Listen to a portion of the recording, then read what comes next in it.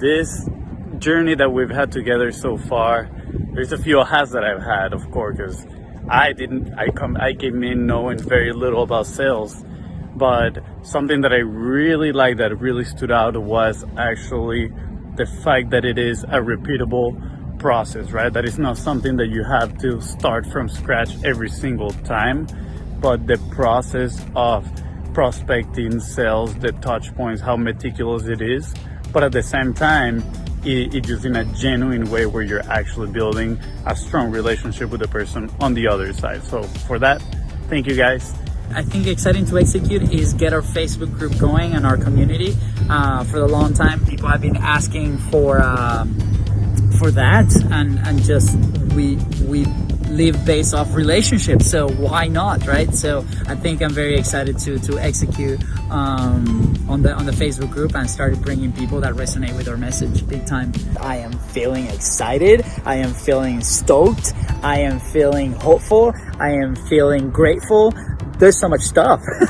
But yes, we chatted about this like for the longest time. I think this is the next step that we needed, and I'm extremely excited to get this show on the road. So thank you for laying out the path step by step to be able to jump on that path, execute, and then build our framework that works for the company. So in week 2, you guys talk about the copywriting, and crafting the messages that would get people's attention. The first message. Yeah, specifically the first message Fonzi, that will get people's attention and, get them actually flowing into whatever call to action you decided, which for us is obviously the Facebook group.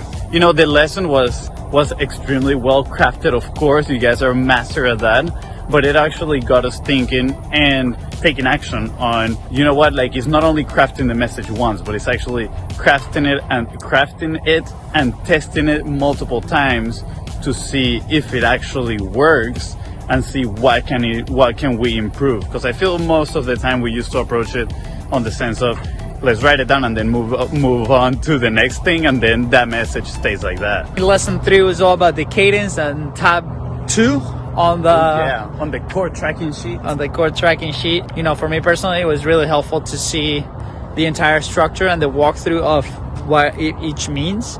A little bit of my background: I come from kind of like a sales side of things in the fitness studio. I worked with Orange Theory, so we had somewhat of something like that done in-house, but it was really helpful for me to see it on how to implement it with super high level people.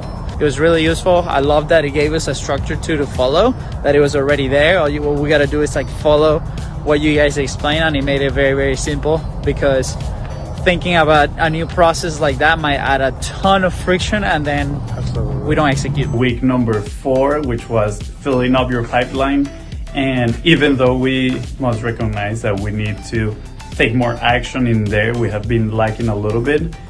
We did launch our Facebook group, which I think now it has 100 members. So that is definitely a great win. And now we just need to do a better job at following up and starting the conversations and transition them into the sales mindset.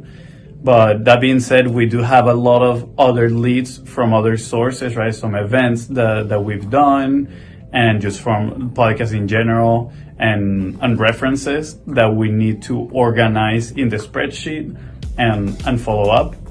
But that is a good problem to have. And we are back for week number 5. Week 5 journey video, which was that transition to the sales conversation, kind of like how to transition. But from seeing the content already, it gave me clarity on how to transition those conversations when you already build that friendship and you're like, oh no, can I really actually transition this into a sales conversation? And a lot of it is the mindset with which we approach the situation, right? It just gave us clarity on what we need to do, because we've noticed that we're pretty good at opening the conversation, being relatable, and becoming friends. All right, I don't know why I do air quotes, why we become friends with people, but then we are having maybe a little bit of an issue, of a challenge to transition them into sales. Doing that, having that mindset, and establishing the rules of the game is definitely going to be a game changer. So we need to start implementing that. With the rules of the game, I think that's something that we also heard in the roundtable. Mm-hmm. So I've been applying it to the calls and to make sure that we know exactly how it's gonna flow. So that's helped big time, because before it was a hot mess. We'll start the call, and then the expectations were completely different, so the rules of the games completely changed that, and it's been really, really helpful. What's up, guys? This is for week 6 and the sales call. So one big win for me, I guess, it has been the structure of the call itself. Rules of the game has been massive to kind of aim the conversation in a certain way, and then the pain funnel and the kind of the windsurf analogy. So that has helped us kind of dig deep into what really is the problem, and has helped us to kind of align with themselves when it comes to the solution. For week 7 and knowing your numbers, that is so valuable. You know, I'm coming from brick and mortars, and that was one of the things that we looked every single day, and I don't know why when we came and do this thing is something that is in the back of our mind. So we had to kind of put it in front of our minds to continue to look at it and know every single day what's happening in the sales process. So definitely need to do a better job, which we have. We started tracking, we started doing things, but as always, we gotta continue to implement. Yeah, we definitely need a little bit of improvement there. We're trying to gamify it a little bit too. I don't know if you can see the whiteboard in there. But we're trying to gamify it a little bit, the experience, so we make sure we keep track of those numbers. What's up, guys? For week 8 and the core tracker, I think that has been incredible. I think part of why people don't execute on systems like this is because they don't have a framework and a step-by-step of the contacts that they have to like do, or kind of keeping track of the people that we're contacting and prospecting with. They have to like rethink the process every single time they do an outreach.